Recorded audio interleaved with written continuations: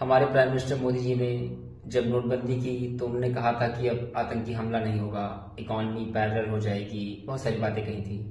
उसके कुछ सालों बाद पुलवामा अटैक हुआ था और 370 हटने के बाद बहुत सारी बातें कही थी कि अब जम्मू कश्मीर बहुत सेफ हो गया है।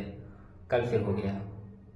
देखिए, यहाँ कहीं ना कहीं बीजेपी गवर्नमेंट की नाकामी है, फेलियर है क्लियर तौर पे। और जो टेररिस्ट है वो कह रहा है कि जाओ मोदी से बोलो जाके। मतलब एक इतना बड़ा देश और आप देश के सर्वश्रेष्ठ पद पे बैठे हुए हैं और एक आतंकी आपको ये धमकी दे रहा है। मतलब कैन यू इमेजिन, मैं देश का प्रधानमंत्री होता, if I were the prime minister of India, I would give orders from their self, eradicate, खत्म कर दो, कुछ नहीं बचना चाहिए।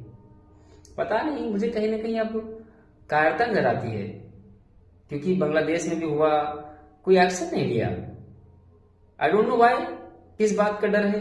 जो भगवत गीता का श्लोक है ना, यदा यदा हि धर्मस्य ग्लानिर्भवति भारत अभ्युत्थानम् अधर्मस्य तदात्मानं सृजाम्यहम्, उसकी जो आगे वाली लाइन है वो इंपॉर्टेंट है, परित्राणाय साधूनाम विनाशकाय च दुष्टकाम।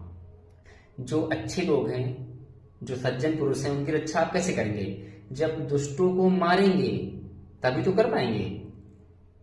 और मैंने बहुत बार कहा है कि श्री कृष्ण अब नहीं आएंगे। उन्होंने इसीलिए भगवत गीता तुमको दी है, उसको पढ़ो, तुम पढ़ते ही नहीं हो।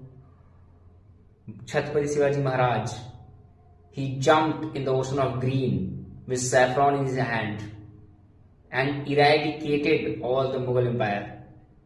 So understand, you have to be like Krishna, always playful, happy, cheerful, but when somebody disrespects you, then you should have the power to cut. Shishupal, remember? तो समझो उसको।